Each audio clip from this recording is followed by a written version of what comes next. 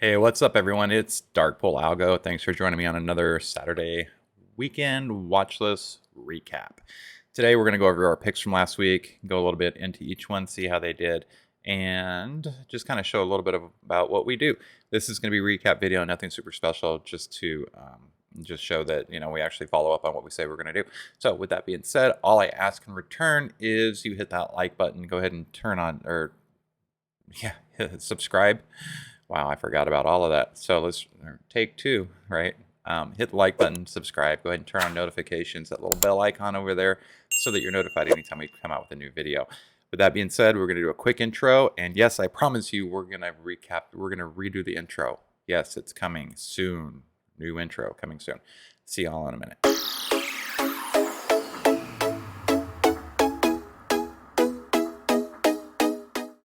Today's Saturday, November 20th, 2021, and what a crazy week that we had in the stock market. Let's see, so the week before last, we nailed 5 out of 5. This week was a little bit different. The market reacted and acted a lot to do with what Tesla came out over the week and had to say, where Elon was like, yo, Bernie, I'm going to sell some shares. I'm going to sell 10% of my shares, and that, affected the market, as it should, because Elon can move the market. 1 second, I need a drink. I didn't realize how how talking so much on the microphone makes me thirsty.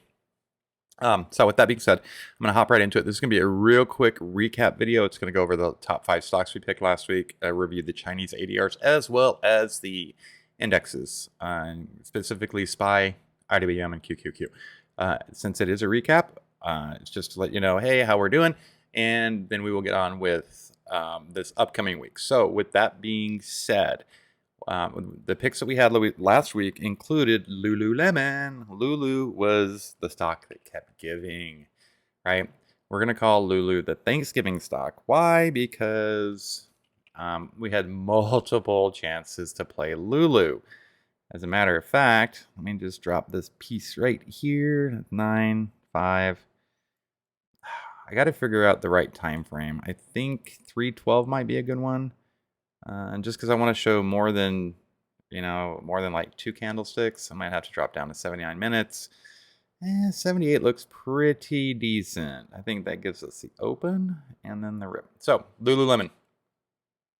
We called it out last week on our weekly watch list, saying that it definitely had potential. We had some divergences coming up. It didn't have any earnings to really get in the way of anything, and Lululemon ripped. So if you would have got into it, so this is Monday morning, initial rally, grab the pullback off the rally. Remember, we've been working on getting the 618 retrace off of the initial pop, right? So 618 retrace, right?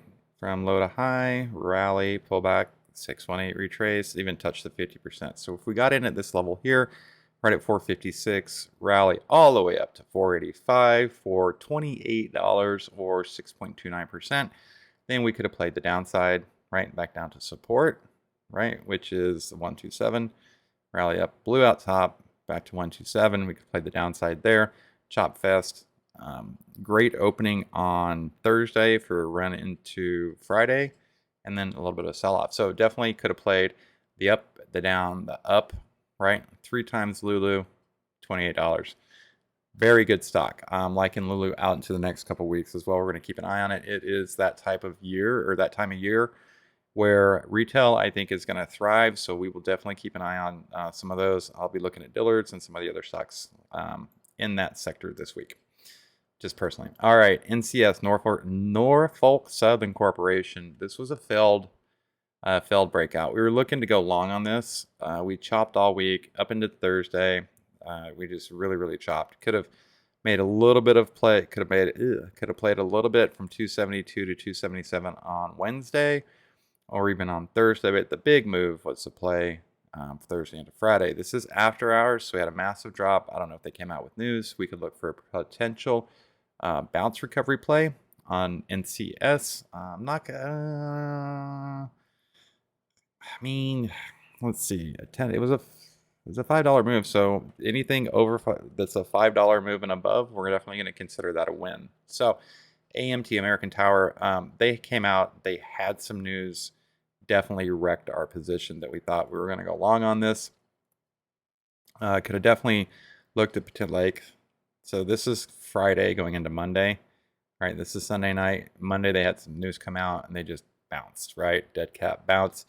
I don't even think we could have gotten an entry because you would have been looking to go long. So to the downside, if you would have been able to get in anywhere in this drop, potentially 271 to 254 or negative $18 or 6.7%. There was some opportunity, right? You could have gotten to the downside. You could have grabbed this rally on Thursday, right? Yeah, that's right. Grab the rally on Thursday from 353 up to 362. There's definitely potential there, right? So I think I'm going to look at this one for another continuation. I'm going to call this one a maybe win. Okay, SEAS.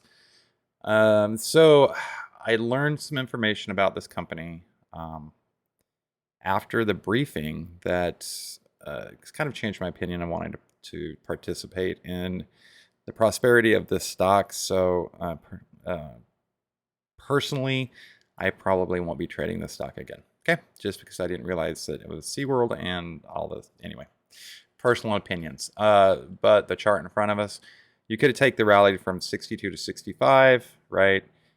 Held consolidation. Another opportunity to get in would have occurred on Wednesday for the swing overnight into Thursday. But most likely would have played this Thursday move. They're forming a nice little bull flag. If you're still in it for the swing, I think you've got a little bit more room to run. But the definite move on this, the solid play that we're going to consider a dub, is the move Thursday.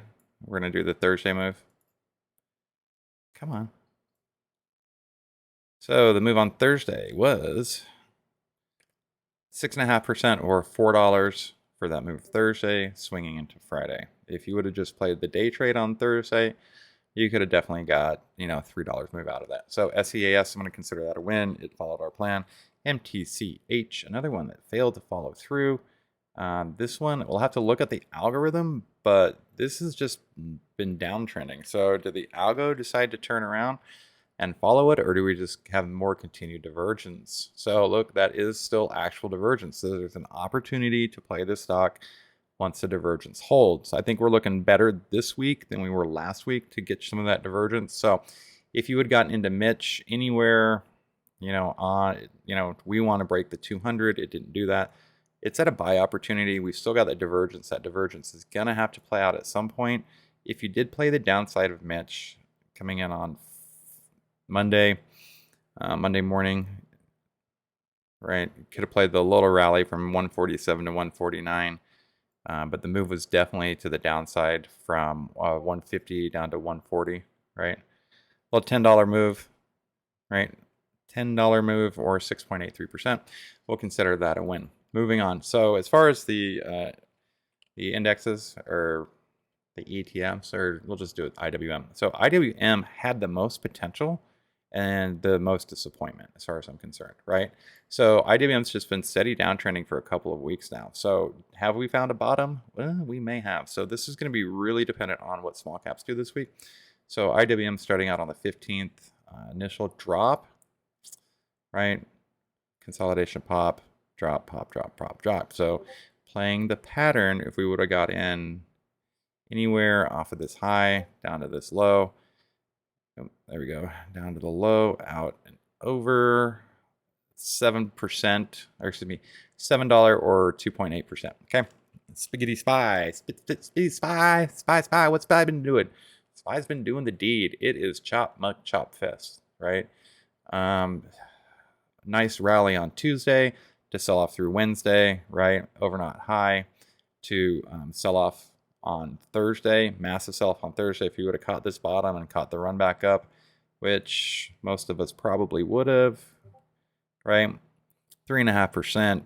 We don't swing SPY overnight, right? We just play day trade it. 3.5%, or excuse me, $3.39 if you'd have caught that move. SPY is making higher highs and higher lows. Nice little bull flag forming. With it being OPEX week, we're just going to have to really dig into SPY and see what's going to go on with it. QQQ. Like I said, SPY was affected by the Elon Musk news coming out that they were going to sell some of their stock. QQQ, rip, wrap, and roll, right? Monday morning opened up with a nice dump, Nice strong trend line, right? QQQ, just banging. It's just banging right now. We would have got in on that low for QQQ, sold out on Friday, right? $13.15 or 3.3%. That's not a bad move for the Q. Bull flagging in. Should be interesting. This rally right here, this was Elon news right here, so you could have got in here and kept it through. All right, we were also looking at some of the ADRs, JD, with another rip, warren, and rally and move. Same move last week. We called it out. We got in here, rallied up to there, consolidated, pulled back on Monday a little bit, right? Could have potentially caught the bounce if we would have thrown a fib up on this PZ and noticed that, look, all right, the bounce didn't quite hit the 618%. It did over here coming into Wednesday. So if we'd caught the move on Wednesday moving into Friday, I didn't really scream too much about JD this week just because earnings with Baba were on Thursday. Tried to stay away from it a little bit. I believe they had earnings too. They actually did. So they had earnings on Thursday. Blowout earnings. Look for a continuation play for JD into the next week or two. A little bull flag forming into Friday. $10 move up, what, 12%. So JD might be a continuation move. BIDU, I really believe these Chinese ADR stocks are going to start coming into play. BIDU was the move for last week. Coming in on the 15th. We probably, I mean, you could have seriously got hurt on this one if you would have gotten in on the low on Monday and swung it into Wednesday. I wonder, so they had earnings. They missed on their earnings. So obviously we don't swing through earnings. We play the run up and then the post, we play the pre-anticipatory run. We also play after earnings. So bad on, they had a miss on earnings and they're continuing to drop off. I need the drink. Hold on a second. I've been shooting videos today, so my voice is a little sore right now. It's a little weak. Anyway, look at that move. $25 move to the downside. That was BIDU. Baba had earnings. Baba had earnings. What do you think happened? Right? They sold off into earnings. They sold off after earnings. I think Baba, I mean, I hate to say it. This used to be a $300 stock, right? $320 at the high. It's already down. It's trying to make new lows. Like, let's see. This is COVID. It's lower than the COVID low. It's all the way back to 2019. I think 130 may be the tipping point, if not 121. There's got to be a floor on Baba at some point. We've got to be able to catch the reverse. I don't know if that's going to be, if we have to touch this to continue up, but 130 is the line in the sand. I also have another one that I'm interested in at this previous high over here. Right. 119. We could potentially draw, it's kind of demand zone. We will keep an eye on it because when this recovers, it's going to recover nicely. $320 stock to 140. It's on discount right now. Okay. Alibaba is one of the this is basically the Amazon of China. So they're not going to let this go to, they're not going to let it go to zero. All right. That was Baba, BIDU. One's last one is Pinduoduo. Another one. Can we say head and shoulders? Head, shoulders, knees and toes. Knees and toes. Left shoulder, head, right shoulder. Right. We short below the neckline, which is basically here. All right. So is that the neckline? Ooh, I'm not really good with necklines, but I think that's this is the neckline here. So if we get a break below this line, I think we fall pretty hard down to 30. Stopping at 40. So every $10 down, right? 50, 40, 30. If we bounce here, then we can possibly move back up. But head and shoulders on bottom. Pinduoduo. All right, that's it. Thanks for joining me. I'm going to be working on the weekend watch list. We got a whole bunch of stocks that came in I got to work through. I'll be posting that video out probably later today or early tomorrow. I've been really super busy on some other projects that I've got in the works that I promised to get finished up. So thanks for joining me. There's also been some discussions about moving away from EchoFin, which is the platform that we use for communication, and moving over to the Discord channel. Let me know in the comment section below if that's something y'all are interested in. If so, I can potentially get some links set out. I really like the features of EchoFin, but I also understand if nobody's going to be using it, there's no point in me really incurring the cost. It costs me about $600 a year to use it. So with that being said, that's it for me. Thanks for joining me. Make sure you hit the like button, subscribe, turn on notifications. I'm going to reshoot the intro so that we can get the intro. I'll talk to y'all soon. Have a great day. Bye now.